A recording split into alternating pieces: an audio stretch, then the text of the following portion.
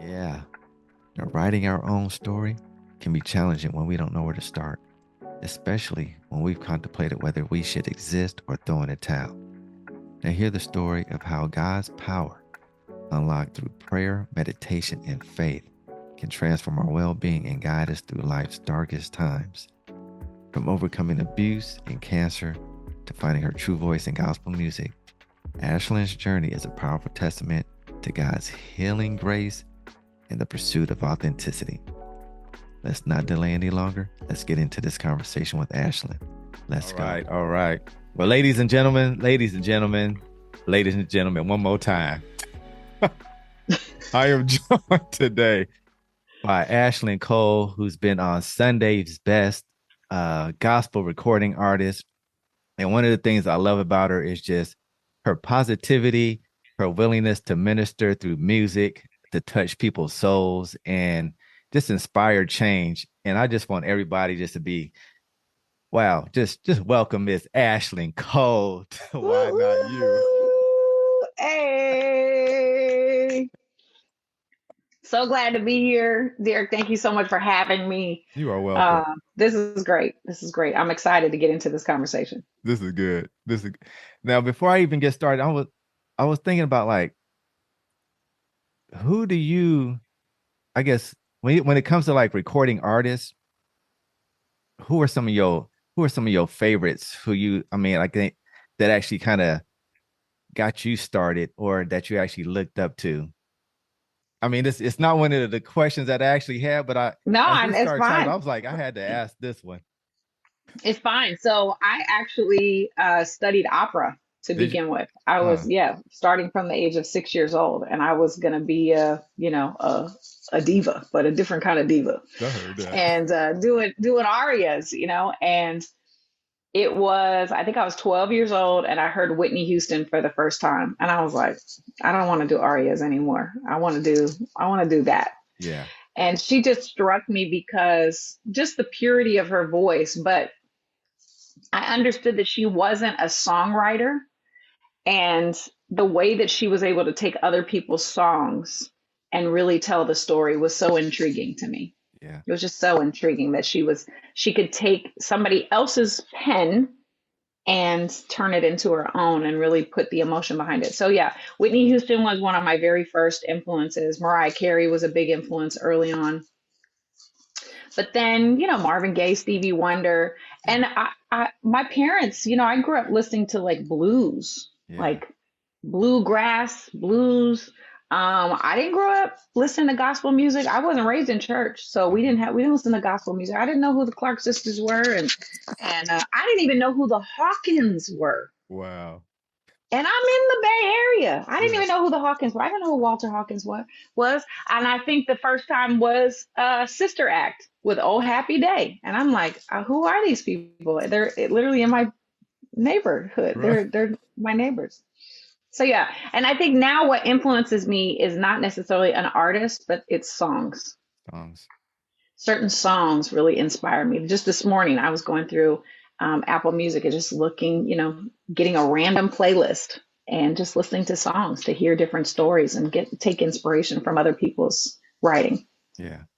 Now, do you feel like just when you're like listening to this music, or whether it's, you working out, or you going on a walk, or in your car, and you're listening to some music, and all of a sudden you just start feeling like God just kind of revealing stuff to you, and all of a sudden you start getting like these mental downloads, right?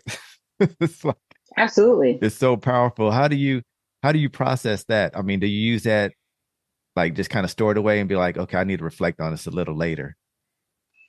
I'm kind of a like feel it now kind of a person. Yeah. I'm not really like, delay for why. Like You're it's here now. Let's feel it. Let's talk about it. Let's deal with it right now. So if that ever happens, I always pay attention. I mean, yesterday, it's so funny that we're having this conversation today because yesterday it was a very teary day. And people that know me know that I am very transparent. I'm comfortable in my skin. I believe that my story happened for a reason, and there's no shame in my game. Okay, right. so if you ask me a question, I'm really an open book. And so yesterday I was processing through some old emotions that I thought I had really resolved. I really Uh-huh. thought, how you go through life and you have, trauma and you have tragedy and then you have triumph and you process it, how you process it. But I was triggered by something, and I believe you have to embrace your triggers. Like Right. I think that we're so quick to cut people off because, Yes. oh, you're triggering me. Don't, no, pay attention, because I feel like that's God's way of saying something needs to be worked on. Like that's Right. our little check engine light. Uh-huh. We feel that bubbling up of emotion. It could be tears, it could be anger, it could be frustration, whatever it might be. Pay attention to those little markers in life, because that's an opportunity to learn more about you and how Right. God created you. So yesterday, oh, I was crying all day. I was in church crying. My pastor was, how we say in church, walking down my street. He Uh-huh. was he was all on my street yesterday, telling my business, and unbeknownst to him. But then I went into this music. I started listening to this music, and I was listening to even like Luther Vandross. I needed to bubble that emotion up. I needed to get it out of my body, Yeah. and I used music yesterday to do that. And so I think that it's really important that we pay attention to that, because if we're talking about our spiritual walk, God talks to us in nouns. He talks to us through people, places, and things, right? Right. And so that thing that he might be talking to you through, it might be music, it might be a song, it might be a conversation. Somebody might cut you off on the freeway, and that might be God's way of like telling you to pay attention. That's right. Like there's all these things, but we could get mad. Oh, he's yelling at somebody for cutting us off instead of saying, "Oh, thank you, God, for putting me back into focus," Uh-huh. right? So life is just full of it, and I think that one should shift your perspective, that sometimes we think the world is against us. No, no, Right. no, we're in the world, but we're not of it. So Right. if we're not of it, then operate as an observer. Mm-hmm. Always be observing. Who is this person to me? What is this situation to me? What can I take from this? How can I learn from this? And music for me is it's almost my first go-to when Wow. I need to process through things. Yeah. And that's amazing that you said that just about yesterday was kind of like one of those teary days for you. Because yesterday was one of those, it was one of those times where I was like, man, what is going on? Like, why am I feeling like this anxiety or like this, Mhm. this feeling that I have? And I went into the gym, threw on went on YouTube and found some gospel. It wasn't like gospel music, it was more like messages that were streamed together, but like little snippets. And through that, it was all about you need to trust me. You need to express Mm, more love. You need to do wow. this. You need to, I was like, what Wow. is going on? So it's Right. like, Right. yeah, you need to you're right. You can't delay. You have to be in the Wow. now just to so you just start working on it. Otherwise, you can just miss that opportunity. Absolutely. Yeah. Absolutely. It's Eric Thomas he said, I heard him say one time, you have to seize the opportunity of a lifetime within the lifetime of the opportunity. Meaning it doesn't necessarily come around. If it does, Yeah. comes around again, you're blessed and highly favored. But Right. if it doesn't, if the opportunity is in front of you, or whatever it is, you fill in the blank, whatever that Mhm. opportunity might be, it's there for a reason. Right. And if we let the doubt, the internal dialogue, the conversations, the past stories that we tell ourselves, Mhm. like all these things prevent us from walking forward, moving forward into the opportunity that obviously has been placed there. Now, not Right. every opportunity is from God. Now, we Right. we we definitely have to have discernment, and when you're in alignment with your purpose, then those opportunities they become more and more clear, Right. right? If somebody says, like I waited tables in my youth, okay, I was a terrible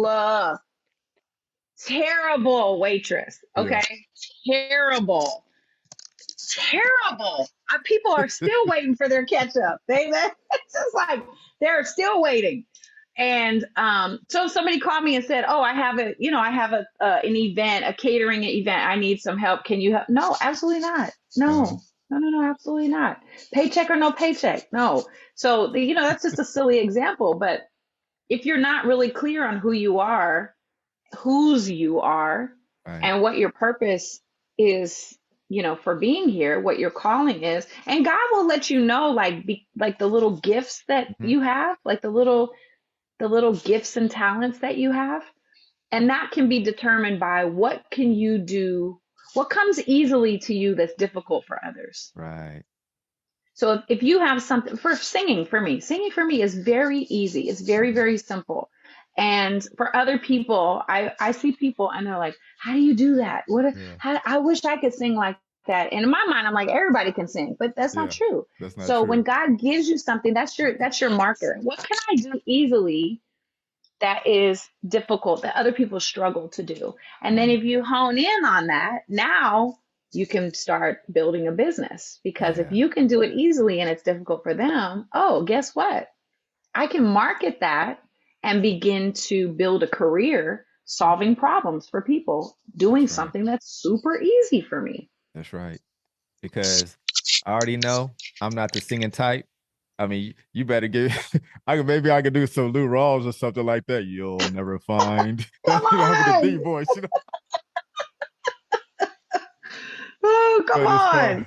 as far as what you're talking about, a gift, yeah, because when you talk about a gift, I just when you were talking, I just it just made me think about Yolanda Adams, how it just sometimes just seemed like she's just talking, and you just have this beautiful sound coming out of her mouth. It's crazy. Absolutely. Yeah. Absolutely. Absolutely. And interesting, I think she was an English teacher. I think she was a teacher that was singing, and then she took a leap of faith and had this whole music career. But Wow. she didn't, that wasn't her original intention to Hmm. be a gospel singer or an entertainer. She was in education, and like thank God she listened to that, because so many beautiful songs have come I know, out of right? her and through her, and Hmm. absolutely. That's amazing. So what do you think was that thing that actually sparked your personal growth and deepened your faith in God? Mm.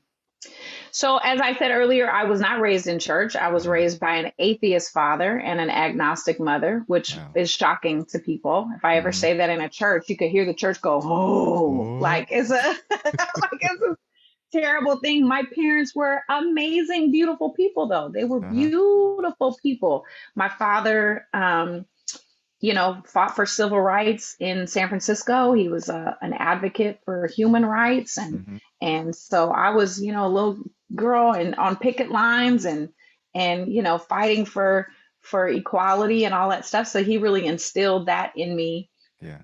growing up. But he was an atheist. He did not believe in God. My mother didn't either. And so when I got saved, I was 23, Hmm. and when I told my mom literally said, "Where did I go wrong?" Are And you I'm serious? like, "Yes, it was crazy." And I, like, to me, it's like you did everything right. And even though I didn't have a relationship with God, God had a relationship with me. Oh. And so for me to know that, right, that even though I wasn't looking to him, he was watching over me. Uh-huh. And so it was such a wonderful, like, reunited, and it feels so good. Like when I got to know God, when I had the conversation, Hmm. and it was Ruby Long. She was the first lady at South Bay Community Church in Fremont, California. And she was the first person to really talk to me about faith and about Jesus and about, doing what we call the right hand of fellowship. And so, Wow. that really changed me. But I think that it was, there were so many things. At 20 years old, I attempted suicide. And I'm not talking about like, oh, let me just fake this, whatever, so I can get some attention. No, no, no. Right. I had found myself in a physically abusive, emotionally abusive relationship at 20 Hmm. years old.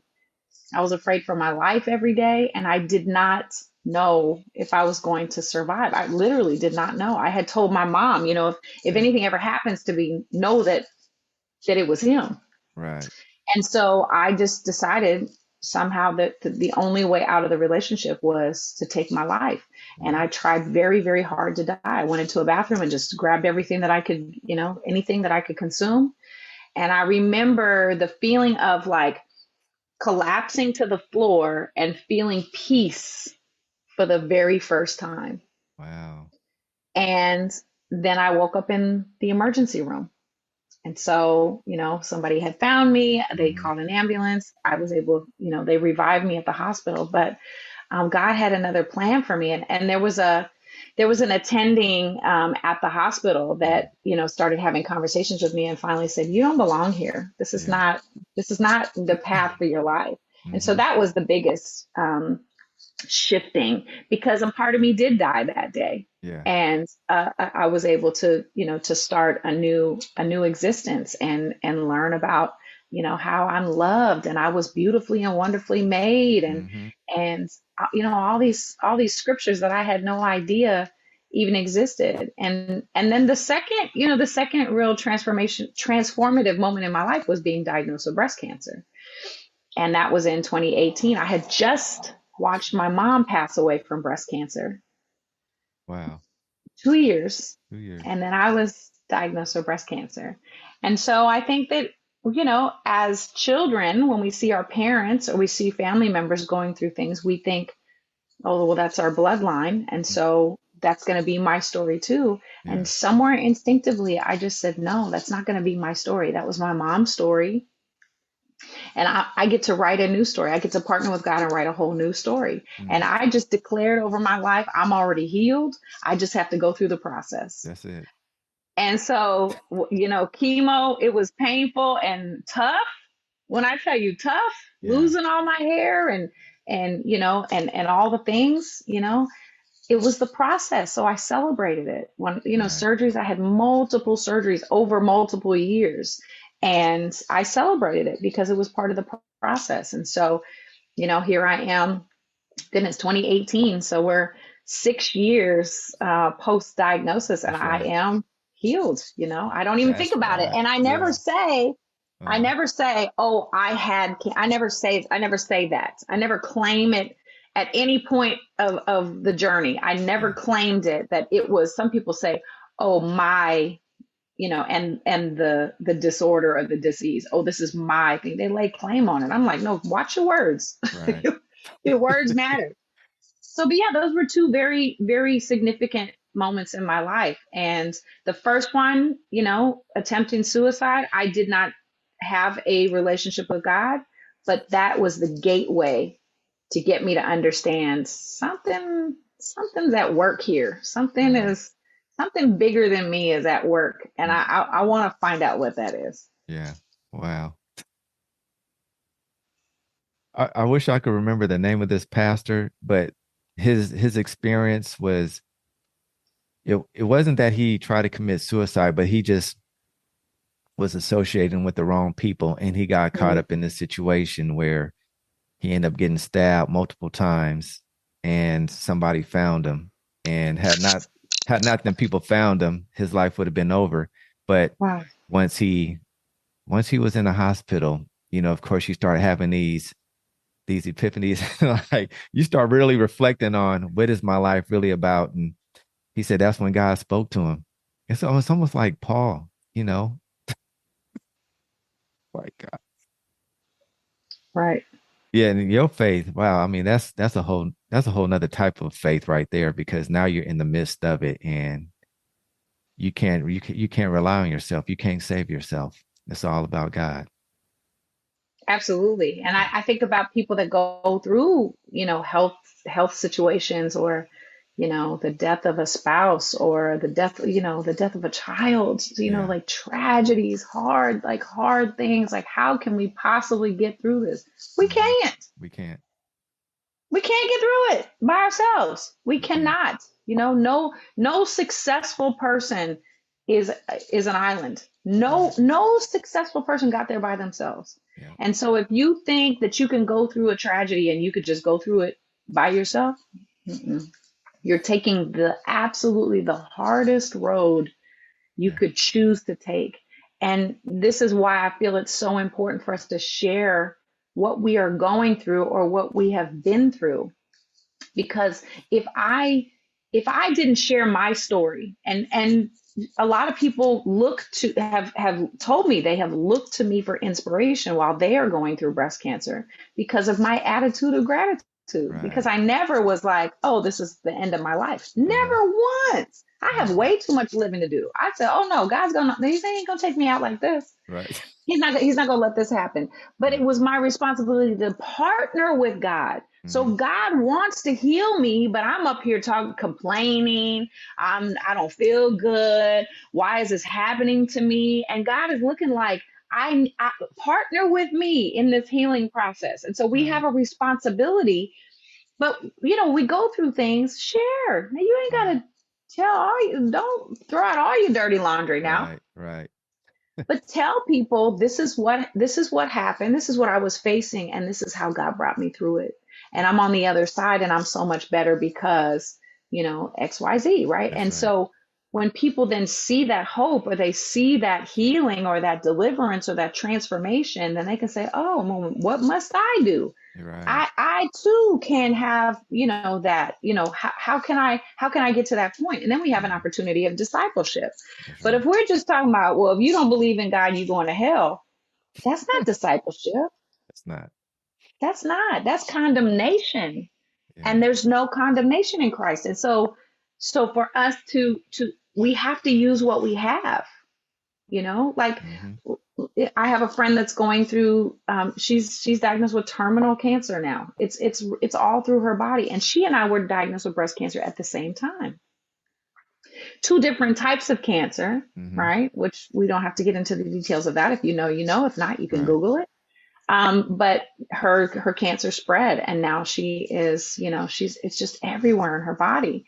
And so I was like, well, what can we do to encourage her in a way that's really special and unique and personal? And so I sing. Some of our other mutual friends sing. So we knocked on her door last week and surprised her, That's showed right. up at her front door and sang for her just at her front door. And so if you're going through something, use what you have. Mm-hmm. Don't try to, like, oh, what should I buy? A plant? Should I send flowers? Should I what can you do that's unique to you that can encourage somebody? Right. Utilize that. If you're a writer, write them a poem. That's right. If you're a builder, see if you can fix the deck at their house. Like, if you're, what I'm saying, like, Right. find unique ways to, like, bless people. Again, going back to what's easy for you that's difficult for other people. Yeah. Like, I should have been writing notes because you made me think about so many things. Yeah. Look, you might Right. have to corral me. Right. I get on a tangent. These are my little mini tangents, because I'm excited. I really Yeah. am so excited about what God has done in my life. And I think Right. it's because I spent half my life not knowing about God, Mm-hmm. and half my life having a relationship with God. Right. And so I think that I'm so passionate because I was an adult. I can look back over 23 to 24 years of my life, knowing how difficult that was, not having a place to cast my cares, Mm-hmm. carrying the weight of the world on my shoulders, Right. believing that, everything that I get is deserved, not knowing what grace was, not knowing what mercy was, not Right. knowing what joy that surpasses all understanding, not Right. knowing any of those things. And then to be an adult, I get excited. So, Yeah. sorry, not sorry. I Right. will. But listen, I appreciate that because it's like one of the things that I share with people that I get the opportunity to work with, when who might be struggling, because it has a lot to do with your mindset and how you actually look at Yeah. things. Because if you just look at it as a state of a problem, you're always going to be stuck in this place where it actually takes you out, and all of a sudden you just start worrying a whole lot. And so now you're no longer present. You're no longer trying to solve the problem. But when you can actually come to a place, okay, this is what I'm going through. And it's almost like accepting it as well, and that's hard as well, especially when it's something like devastating like you had. It's like, man, I really, okay, I'm diagnosed with this. I need to accept this so now I can start working towards my healing. And part of that healing is the mindset. Man, Yeah. it's powerful. It's Yeah. powerful when you could actually help Absolutely. somebody transform like that. Absolutely. You said something, you use the word acceptance. And I think that there's a gray area with acceptance, right? Like, we want to be in acceptance versus denial. Right. And which is why it's so important to go to the doctor. Just go to the doctor. Right. Just go. It's better for you to know than not to know. And if you're a person of faith, if you know, then you know how to pray for yourself. You know how to ask people to pray for you. If you don't know and you're just guessing, like, God really tells us be specific, like be very, very specific in your prayers, right? Mhm. And so, yeah, take care of yourself, go to the doctor. Yeah. And then if you are given a diagnosis that doesn't sit well, Hmm. like trust that instinct. I knew that breast cancer wasn't going to take me out. I knew Yeah. that. Hmm.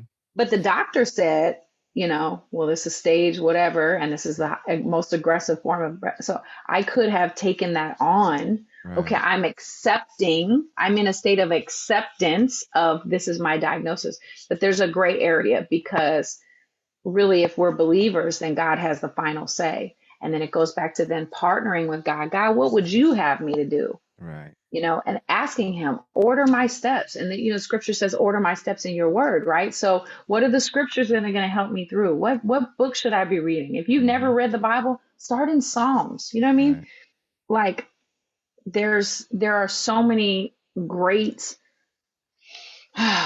just words of inspiration that you can Yeah. pull from the Bible. There are. So yeah, so that acceptance piece is like make sure that you know what's going on with your body, but don't settle at the first diagnosis that somebody Hmm. says, "Oh, this is your fate." And it doesn't even have to be sickness. It could Right. be like you're never going to succeed. You think your business is going to blossom, but you're not. That's a terrible idea. People will get in your ear because Right. of their own garbage, They right? sure will. Don't just Yeah. ex, accept, but also be bold, be strong and courageous. Do not be terrified, Hmm. for the Lord God is with you wherever you go, right? That's right. So walk in that faith. And sometimes you got to step out on faith. It is. Yeah. You do. You sure do. So, so how was, how has this or your transformational journey inspired the kind of music that you make or sing? So I've always been someone who, if so, like even before I had a relationship with God, I've always been modest. That's just kind of my personality. I was a shy girl. I know it's hard to believe, but I was a shy girl. And so, certain content, it was not appropriate. It was not appropriate. And so, even though I grew up, really in the 80s, in the 80s, 90s, and music was definitely cleaner then than it is now. My Yeah. God. But I choose to sing songs or work on projects that I connect with Hmm. emotionally. So Yeah. if it's somebody else's story, but I can find some, similarities in there. And there's not, there's not really anything that we cannot connect with, because we're all having this human experience. Right. And so if you find, and I teach this to my students, I teach choir in a middle school in Oakland. And so one of my ways of teaching them when I bring them a piece of music is to talk about the story. What are you hearing the words saying? What do you think the writer was trying to convey? What is Hmm. this message? Now, how can we make this personal? Is there a time or was there a time in your life that you felt this, that you experienced this, that you saw this, that you dealt with this? How can we make this personal to you? We're going to use their words, but we're going to use our experience and our emotion. And so if it's a piece of music, and I also write songs as well, which is great therapy for me because Right.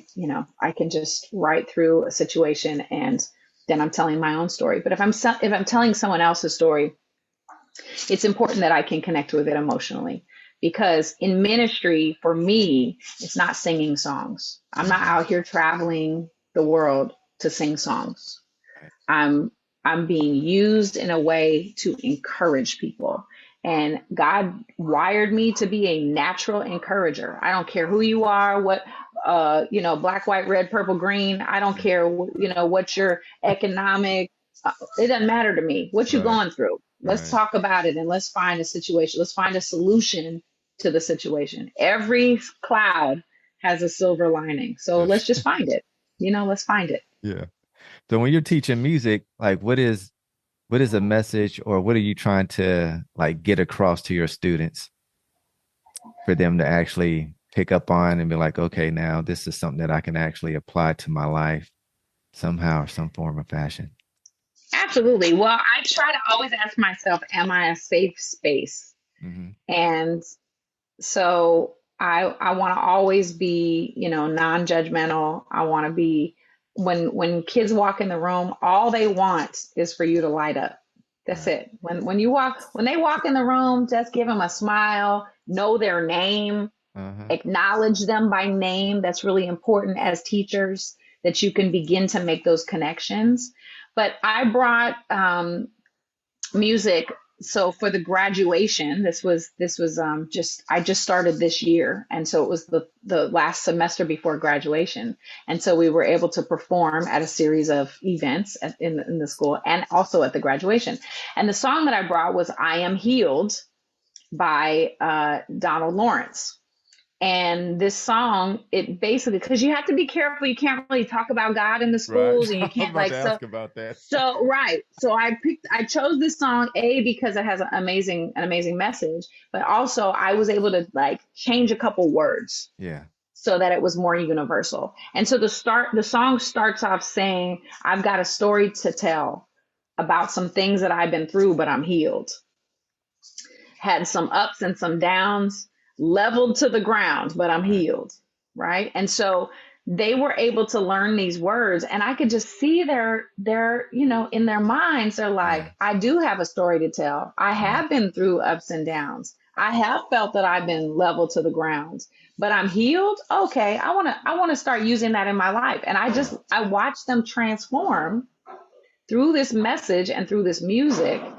Now they're more oxygenated because they're singing, and you've got to breathe differently when you sing. And Uh-huh. so oftentimes our kids are not, they're not very active, Uh-huh. right? They're not getting the nourishment and the nutrients that they need. So now it's like tenfold. Now I'm Right. teaching them a song, they're breathing properly, they're getting oxygenated, they're getting a message of hope and encouragement. I'm like, okay, God, I see how you put me in the school, and I'm just doing all of this. I'm That's like, right. with this one assignment, right? And so that has been absolutely amazing. And so we're working on a grant. This is through um, a company called Town Business in Oakland, Uh-huh. through Elevate Oakland, which is an organization that Sheila E. started some years Right. ago. And so I'm waiting on grants to make sure that we can be in the school next year. So if y'all gonna be praying for me, pray that we Yeah. get that big old grant so that we can get back in the school and continue teaching these kids and giving them just a message of encouragement and hope. Yeah. And that's pretty fascinating. You talking about breathing techniques. And I didn't even think about, I know as an artist, you have to breathe differently, but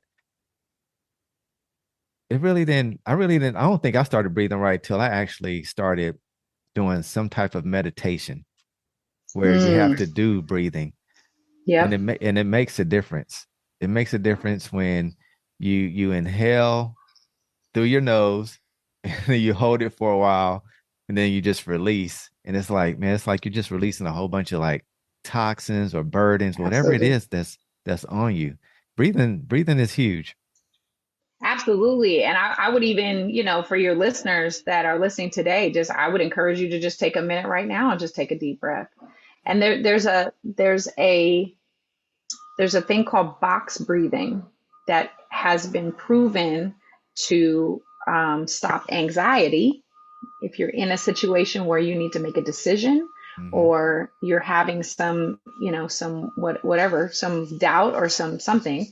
Box breathing, you breathe in for a 4 count. So you breathe in 1, 2, 3, 4. You'd hold it 2, 3, 4. Then you exhale 2, 3, 4, and you hold it 2, 3, 4.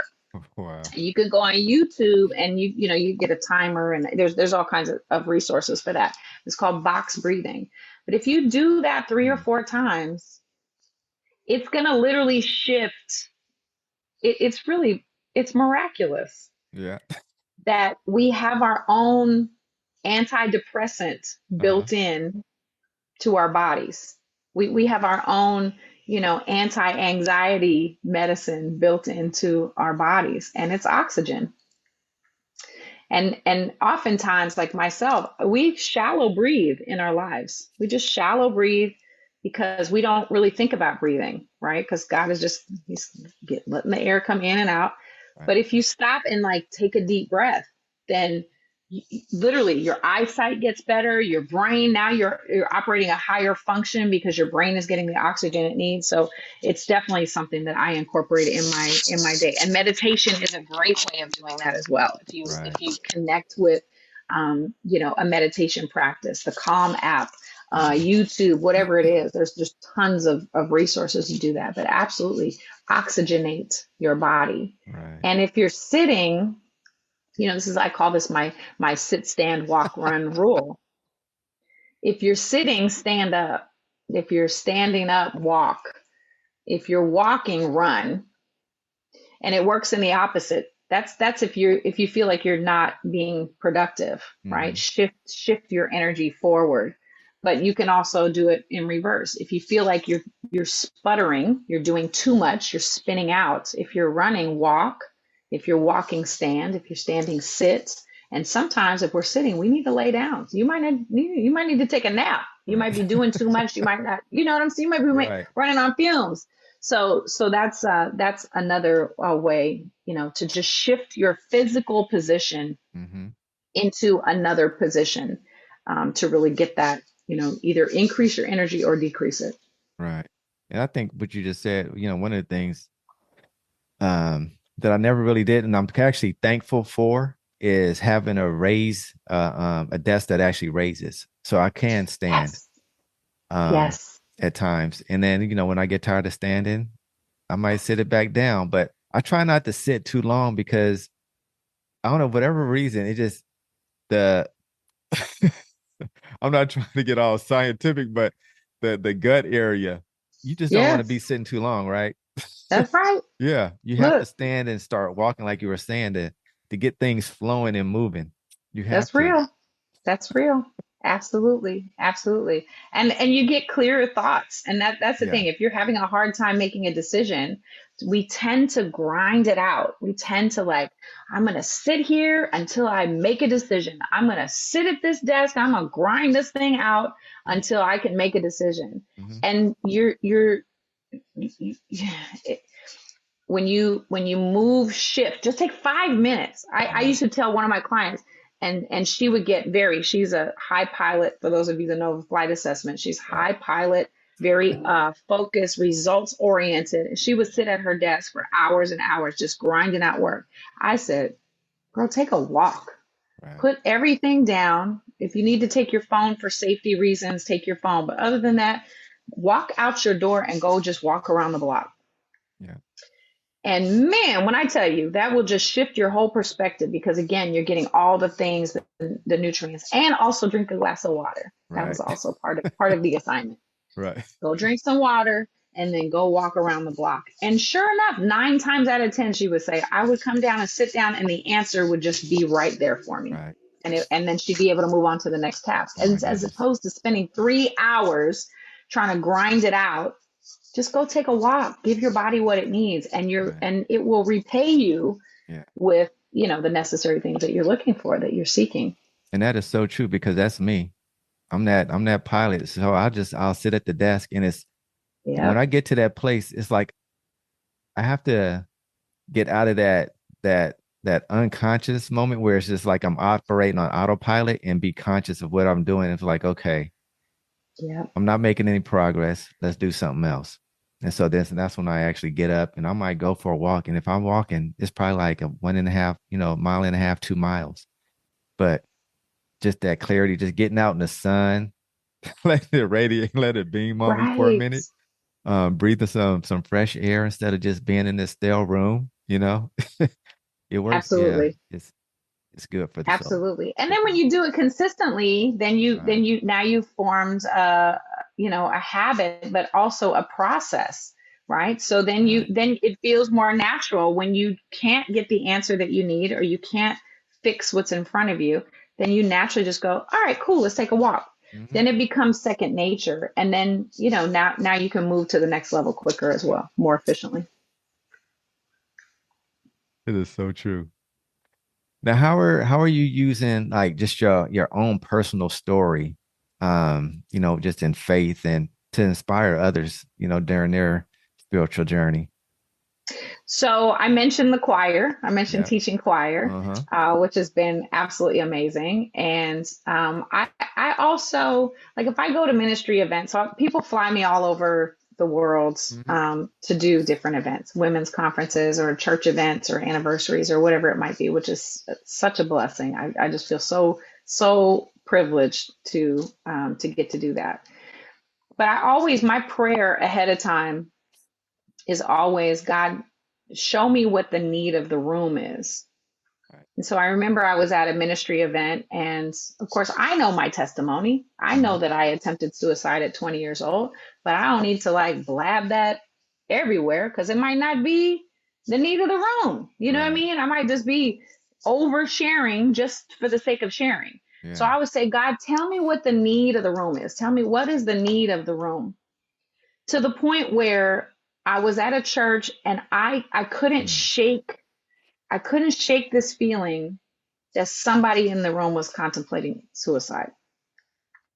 Now I'm not real. I don't understand all the, the spiritual realm and all that stuff. Like, is it possible Yeah. that, discernment is like on a spiritual level? Absolutely. It's totally possible. So Mhm. did God tell me? I don't know. All I know is my instinct said somebody is contemplating suicide in this room. And if that's my prayer and God answers prayer, okay, now God, thank you for Yeah. that message. So I had an agenda of like what, how much time I had and what songs I was going to sing and all that stuff. And I was just like, I need to deviate from what it is that the plan is. And I just need to Right. share because I feel like somebody in the room is contemplating suicide. And I shared about being 20 years old and having no hope and no relationship with God and not knowing where to turn and not knowing what to do. And, trying to take my life and feeling peace for the first time, and like Yeah. how God took that and used it and brought me, all those things.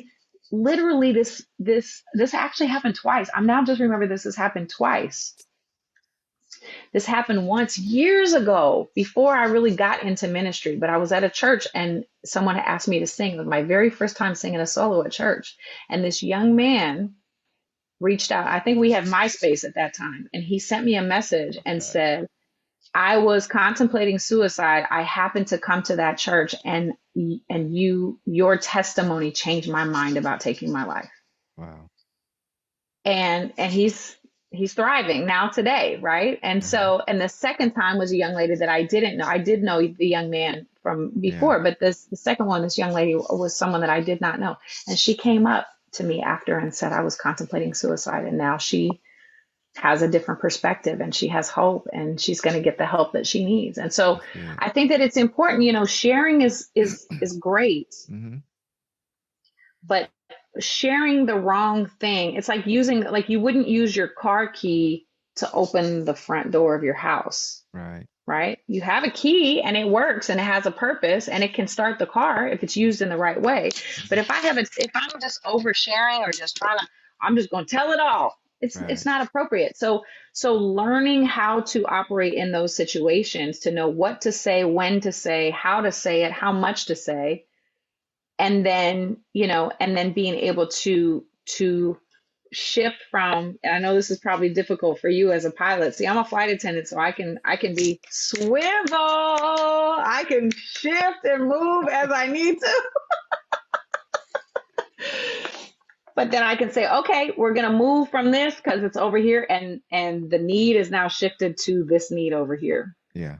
And so yeah. So I've definitely learned, and I hope I always am learning Yes. new ways, new just new ways of expressing, Right. myself and my relationship with God in an effort to help people. Because that's at the core of everything. I just want to help people. Right. I'm a flight attendant grounds crew for those of you that are following along at home.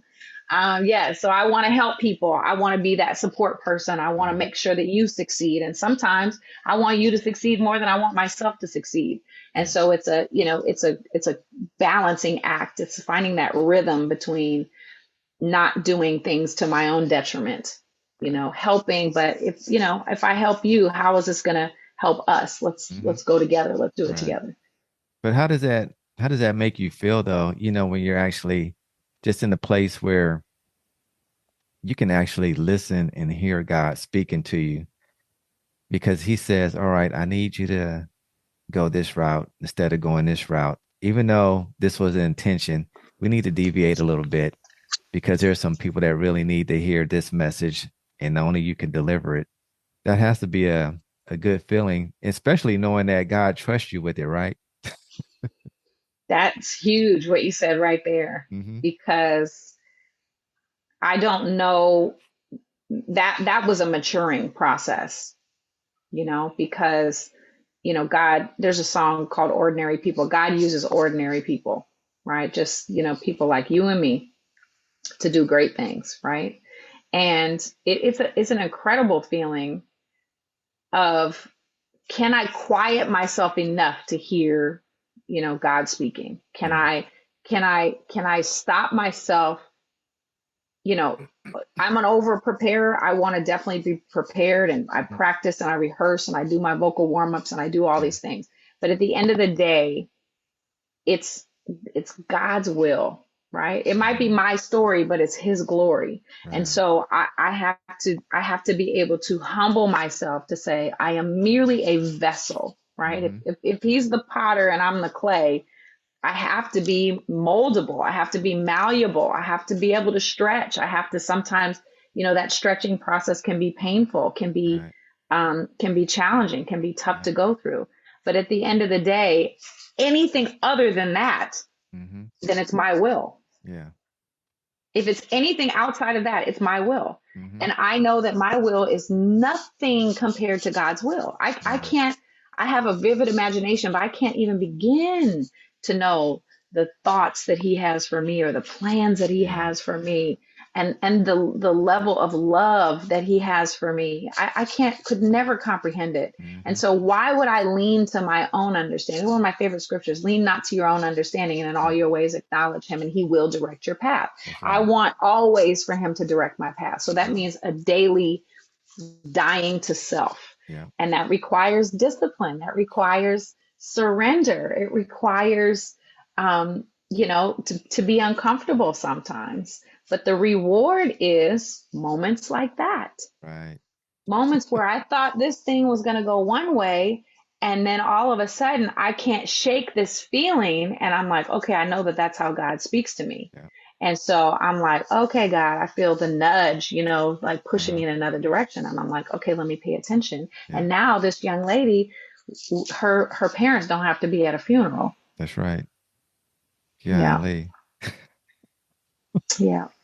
I'm just man, there's just so many things, so many things. Just how God moves and how he operates. And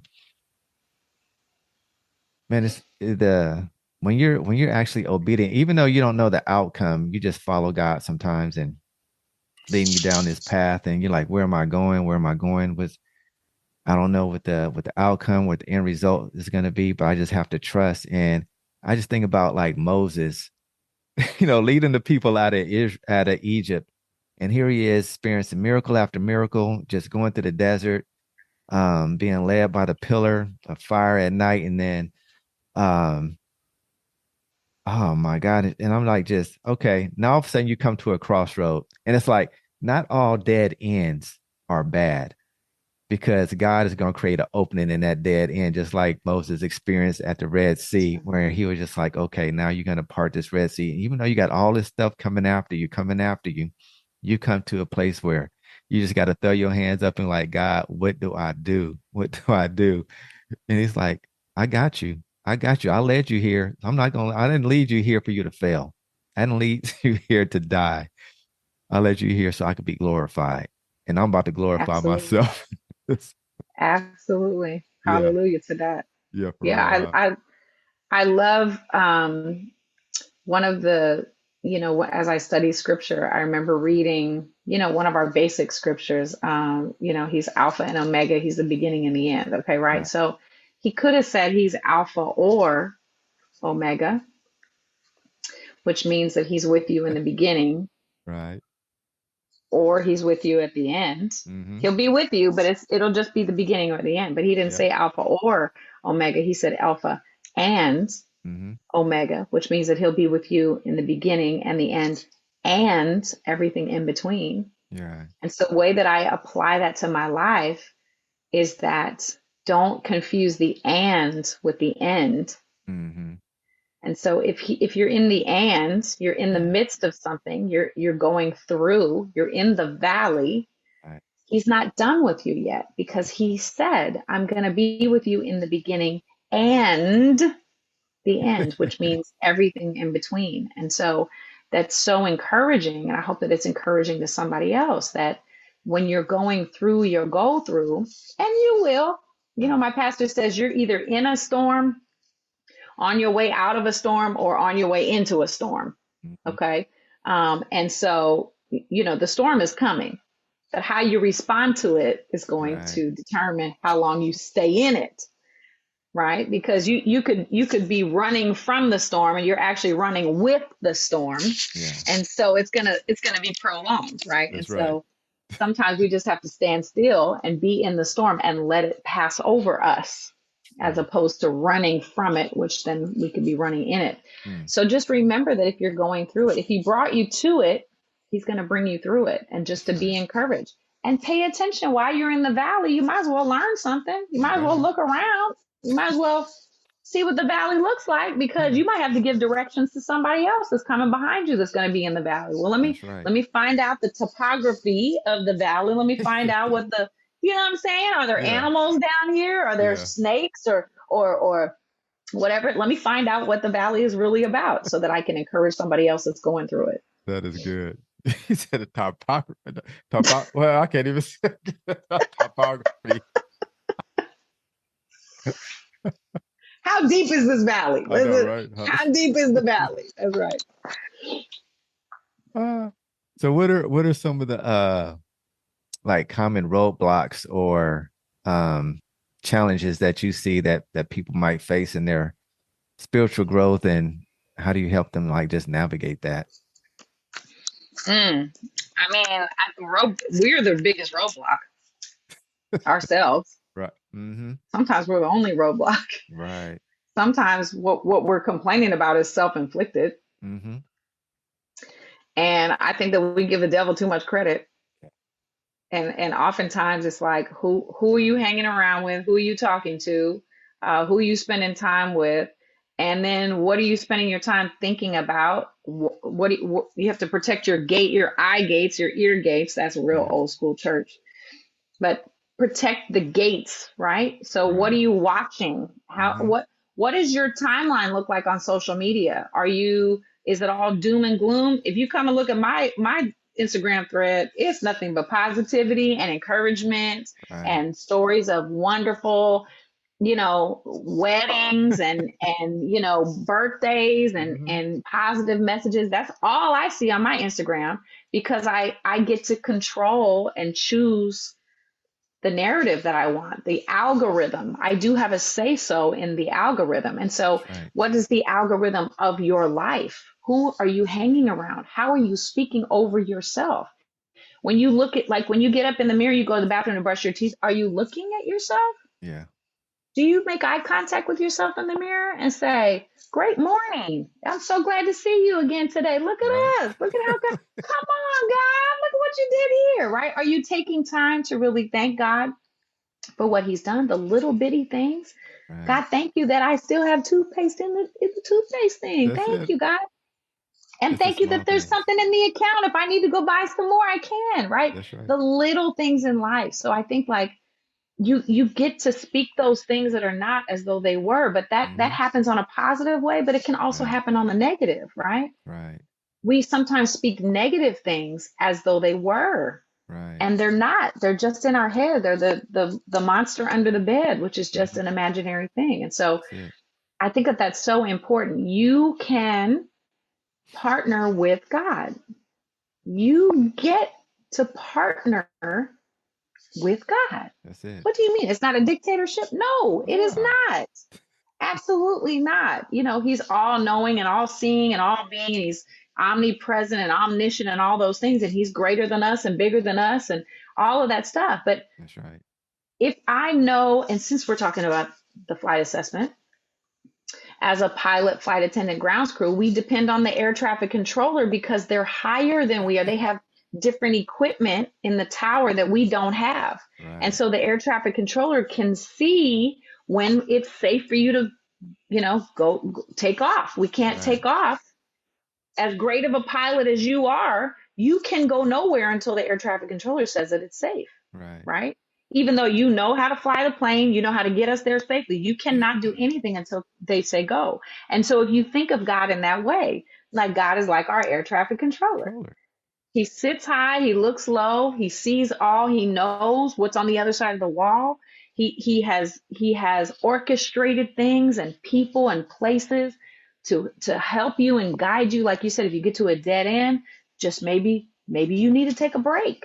Right. Maybe you need to just take a pause and sit there for a minute and say, okay, God, now what's next? Yeah. Right. And so when as I began to partner with God, it literally transformed my life into a place where I wake up in the morning excited about what God has. What are we doing today, God? And it's just like it's just changed everything. And so I think that that's so important when you're going through, take inventory on who's around you, what's around you, what are you saying, are you hydrated, or what are you eating, are you taking care of yourself, are you Mm-hmm. exercising, are like all these things. If he gave us this vessel to take care of and be a good steward over it, are you being a good steward over the body that he gave you? That's right. So I think it's really important that we ask ourselves the Mm. questions first. And when we take inventory, sometimes we have more tools in our tool shed than we actually know. And we don't know because they've been sitting there dusty and we haven't like really thought of it. And some things we think of as a burden and it's actually a blessing. Like I'm divorced. I know I'm gonna get married again. I just need a prospect. That's all. That's all, and God will send him. God will send him when it's time, when I'm ready, Right. he'll send me the right one. Right. And in the meantime, I wait in faith, knowing that, I'm not going to, spend time with hyenas when I'm waiting for the lion. That's I'm right. not for the king. I'm not going to be spending time down here, waiting for my king. Right? Right. Why would I do that? Why would I waste time doing Right. that? Because I know that God has that for me. And so, Right. how are you waiting? My good dear friend Lena Bird Miles, she's an amazing gospel artist from right here in the Bay Area. And I saw her at a conference recently, and she was talking about waiting on God. And she used an example of when we go to a restaurant and there are people waiting on us. They're making sure that we have everything that we need. They're making sure we have water and the food and utensils and everything that we need. What if we did that for God while we were waiting, that we waited on him? God, what do you That's need? good. What can I do for you? What can I give you, God? So Yeah. as I'm waiting for you to show me, what can I actively do to serve you? Mm. And that I just thought that was so good That is because you want to be actively waiting. Waiting does not mean doing just nothing sitting and being idle. passive. Right. Mm-hmm. It's not idle at all. It's being active, but being active doing the right things that are, as you're waiting for the answer. So why not wait on God? Why not serve God while you are waiting for him to guide you? That's right.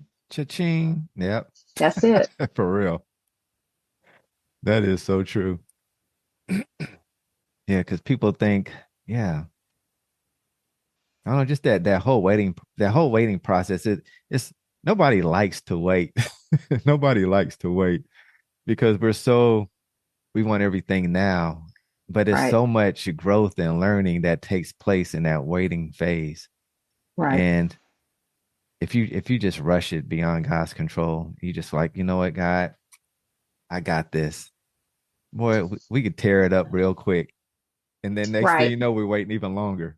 Because God's like, Right. no, I can't trust you. You can't even wait on me. I was right down the road. And all of a sudden, you're just going to take off and leave me. So, That's so funny. I remember thinking like God was being really quiet with me mm, in a season, and I was waiting on, what's my, every year I ask God, what's my assignment for this year? yeah. And so it was the beginning of, I can't remember. Anyway, let's just say last year. I can't Yeah. remember when it was, but I was like, God, I need my assignment. I need my assignment. I need my assignment. He just was quiet. He was just not talking to me. I wasn't getting any answers. I was like, what did I do? Am I on punishment? Am I on Yeah. timeout? What is going on? And the revelation was he had already told me what to do. I hadn't done it. Wow. He had given me an assignment and I had rejected the assignment. And then I got the nerve to come ask him for an assignment when he already gave me the assignment that I did not fulfill.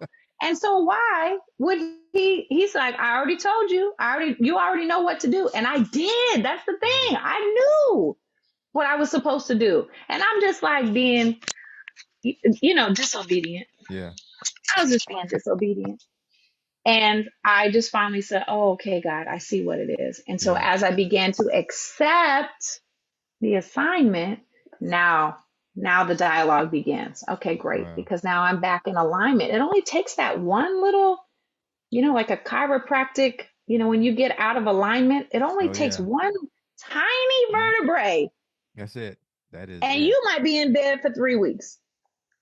You might Sciatic tweak, nerve, toe up. come on, you might tweak one little tiny bone in your back and you might be laid out for 3 weeks. And Yeah. so it's not if you're going to be out of alignment, but it's how quickly you get back into alignment. Yeah. Because I know some of us who throw our backs out and then we do lay in the bed for 3 weeks instead of going to see somebody Yeah. to help put you back. Go see a chiropractor, go see whatever you need to do to get back in alignment quickly. So it's not that you're not ever going to get out of alignment. It's how quickly you get the adjustment to Yeah. get back into alignment. You got to really be in a place where you actually recognize, you're like, do I really want the help? Because if you don't want the help, you guys might as well stay there. But if you really want help, you're going to be proactive and you're going to take some kind of action and show God, listen, I'm ready. I'm ready, God. Because those are the kind of people that Right. actually show up to help you is when you start taking that initiative and taking some kind of action, people start recognizing like, okay, Ashlyn is ready. Now we can start helping her. Let's go in and Come on. intercede for her. Let's go. Let's go. But if That's you just good. stagnant, yeah, nobody wants to help because they're like, why should I invest my time in you and they're not even willing to invest time in yourself?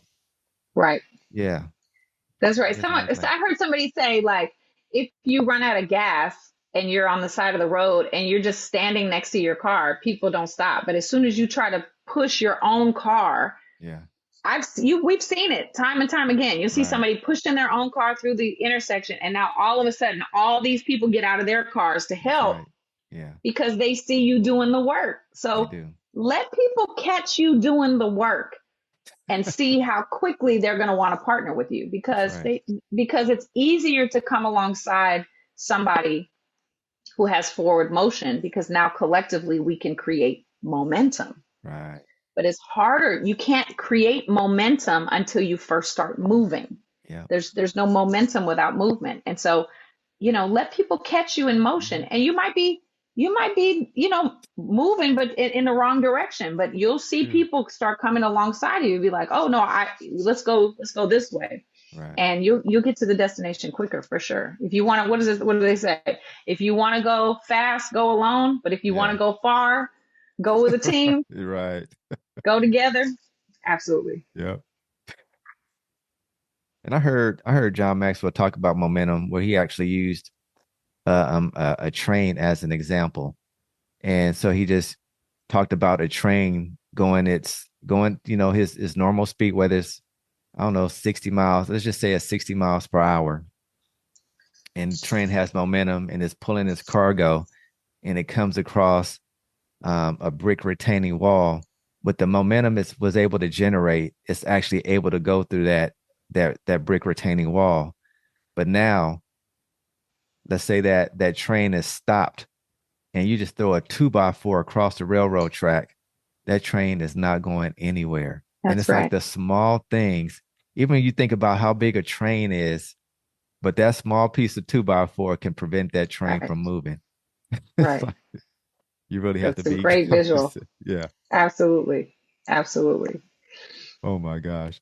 So like how do you blend like coaching and mentoring, into the role of like just, using gospel and like just within the music and interacting with your fans?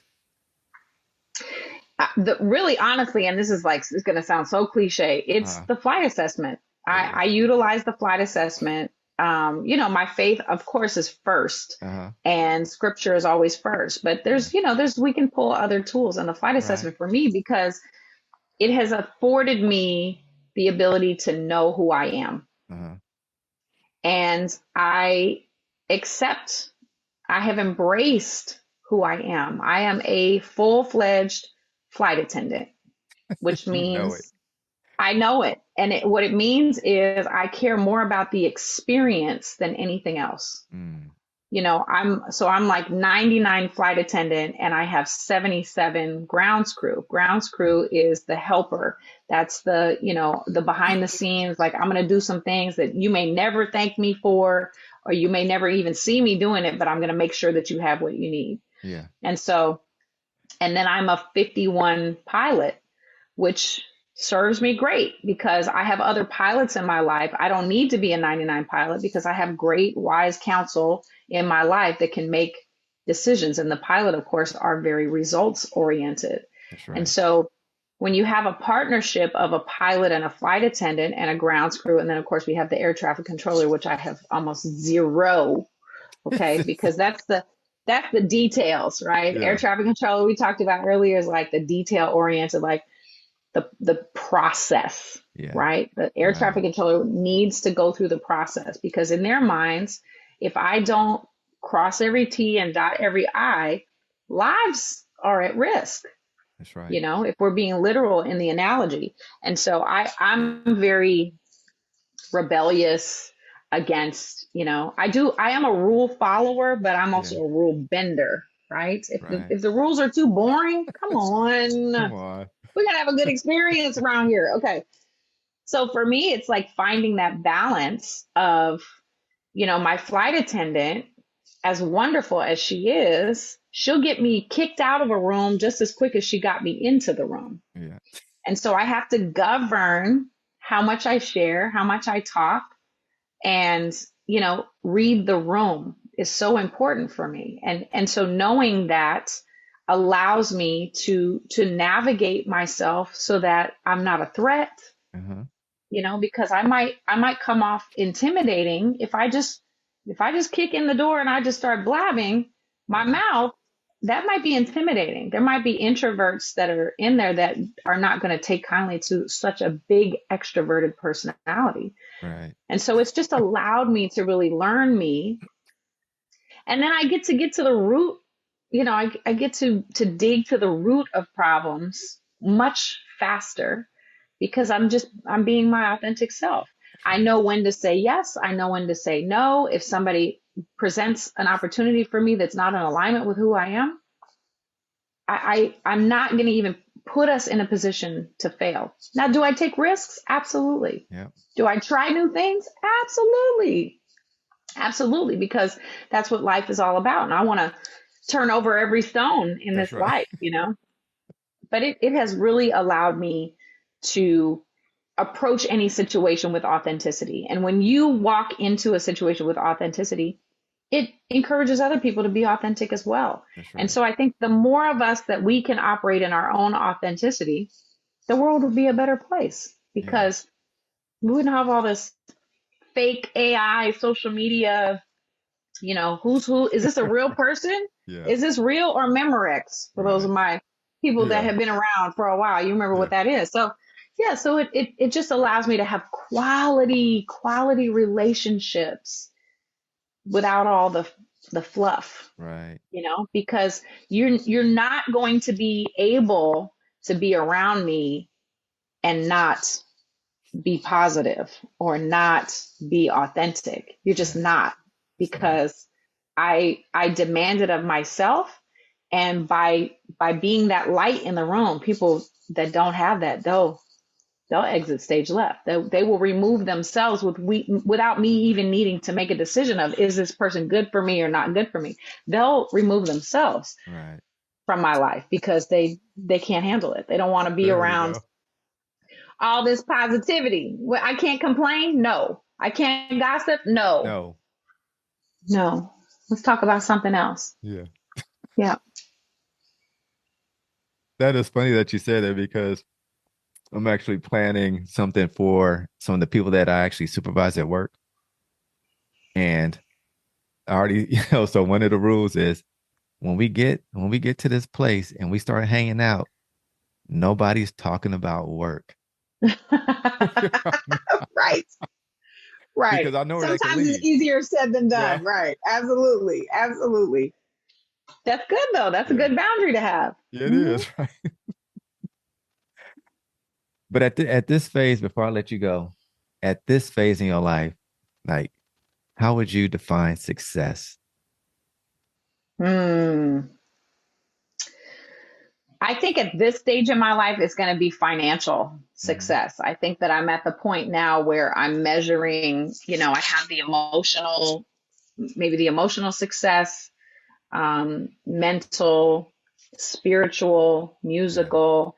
I have a lot of success where that's concerned. I feel more comfortable in my skin than Hmm. I ever have at any Yeah. stage of my life. I feel, as a woman, I feel beautiful. I feel nurtured. I feel like I've surrounded myself with amazing people. So if I look at the fruit of the spirit, Right.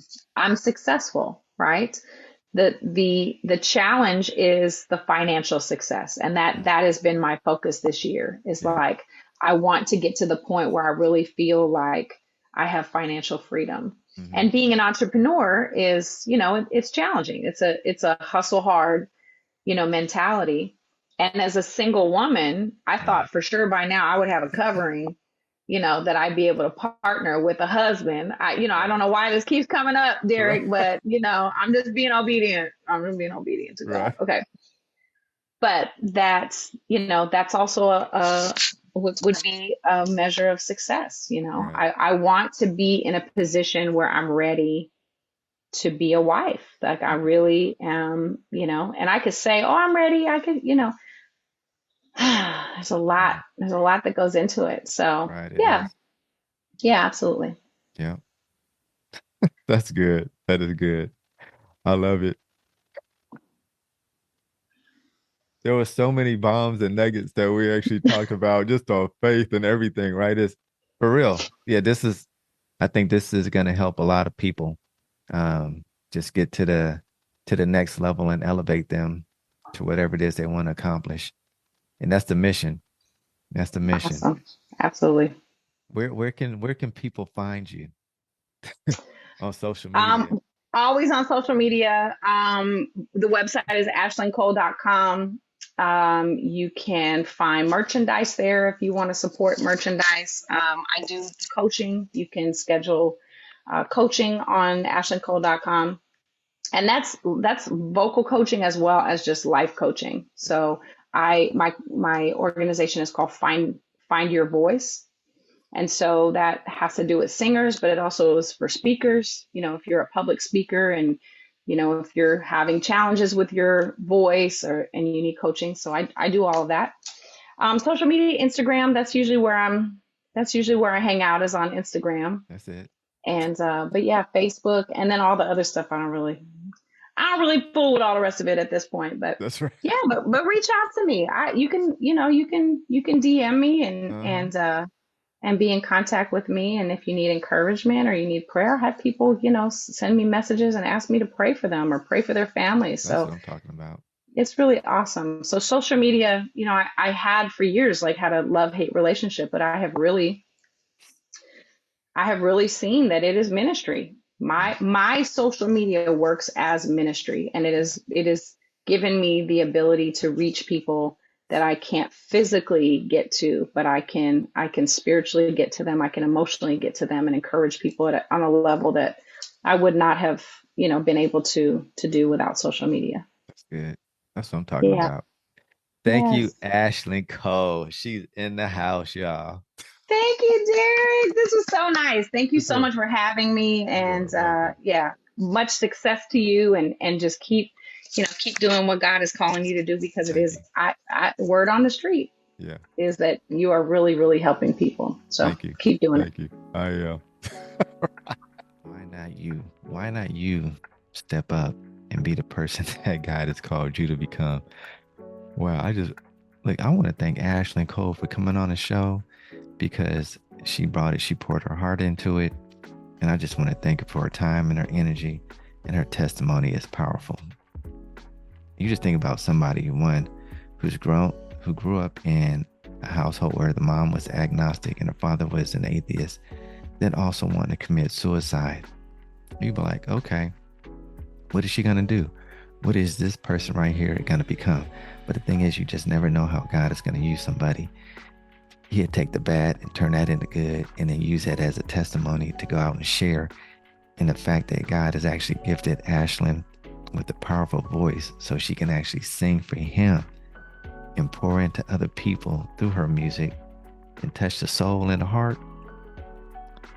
There's nothing that compete with that, especially when God has His hand on you, and He has His hand on so many other people. They just need to recognize it. So, Ashley, I just want to thank you because you've overcome a lot. You shared from the heart. Transparency was there. And there's so much that people can actually take away and apply to their own daily life and their faith as well. Just through prayer that you talked about, meditation, breathing. We already know how important breathing is, right?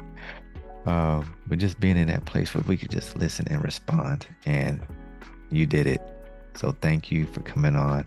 I appreciate your time. Next week, we're going to have Kelsey Nicole Nelson on. Now, Kelsey, she actually got her degree in broadcast journalism, and she's worked with Bally Sports, ESPN, and Fox Sports as a broadcaster. But one of the things I love with, with what she's doing is she's actually partnered up with National After School Association, where they're actually going into schools, and she's big on reading comprehension, and so she's elevating those youth. She's making them step their game up, like so many of us need to. So stay tuned for that one. In the meantime, hey, you guys subscribe to the channel, leave some comments, and remember, we cannot become what we need if we remain where we are. You all have a blessed week. God bless. D Wells out.